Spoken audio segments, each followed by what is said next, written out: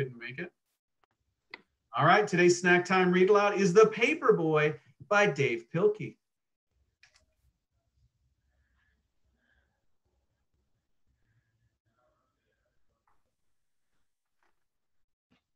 Maybe you could just put like it down. Look how pretty these pictures are. So you see the truck down there, the Morningstar Gazette. And this is the way it works. The newspaper company would drop off the newspapers at your house, and then your job was to roll them, bundle them, bag them.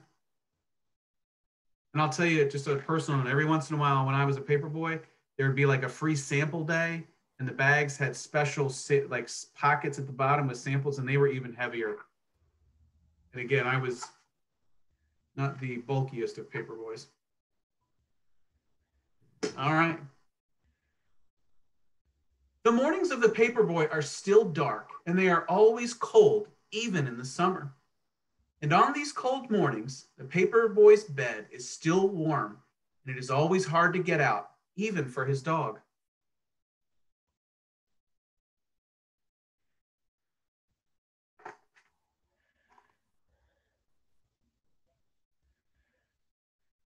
But they do.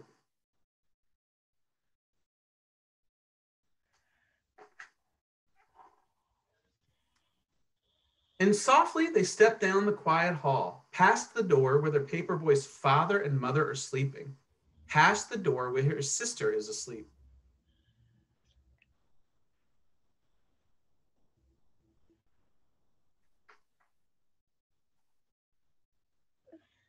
And down to the kitchen where they eat from their bowls.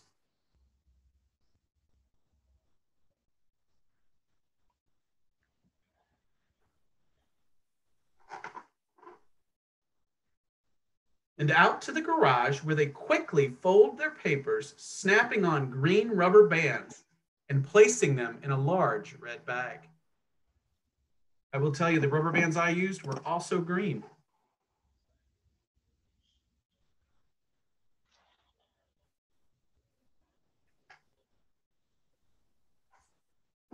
It's hard to ride a bike when you are loaded down with newspapers. But the Paperboy has learned how to do this, and he is good at it. Maybe if I had read this book, I would have figured it out, but I ended up not being able to ride my bike.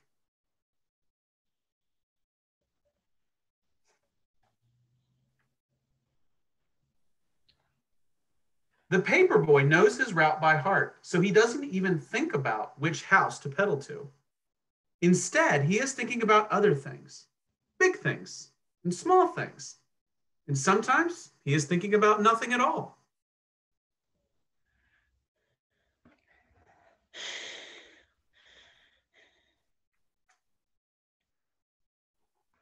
His dog, too, knows this route by heart.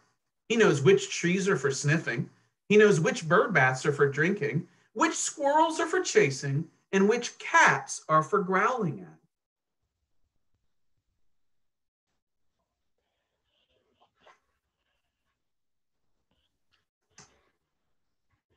All the world is asleep except for the Paperboy and his dog. And this is the time when they are the happiest. For me, that was always the strange thing. I was always up before everybody else was because you had to deliver the paper and then come home and eat breakfast and then go to school. Very different. But little by little, the world around them wakes up. The stars and the moon fade away, and the skies become orange and pink.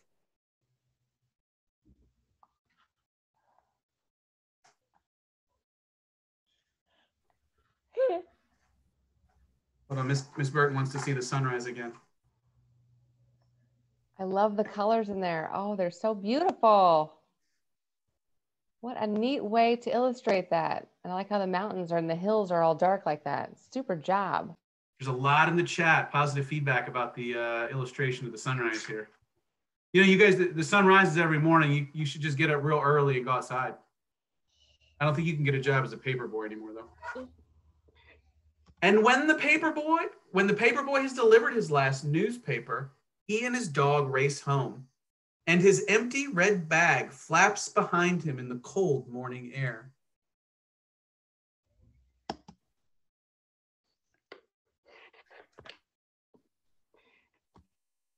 Soon they are back home. It is still dark inside, but the sounds of morning are all around. His father and mother are awake and talking softly in their bed, and his sister is downstairs watching cartoons.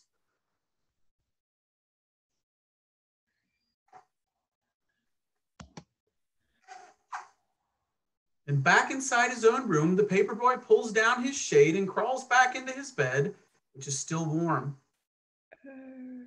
And while all of the world is waking up, the paperboy is going back to sleep, and his dog is sleeping too. Their work is done.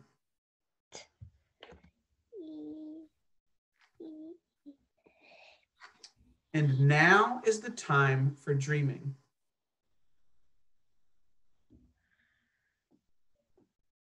So one of the things I really like about that story, besides me being able to make that text to self connection is what we call it. You know, a lot of what he writes about here, I could relate to when I was a paperboy. In fact, the name of the paper, by the way, was the Rockville Gazette.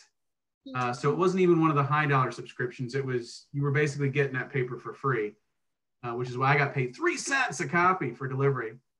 But one of the things I really like about it is that Dave Pilkey takes a really simple memory or a really simple thing, right? The experiences of a paperboy, and writes and illustrates this amazing book about it.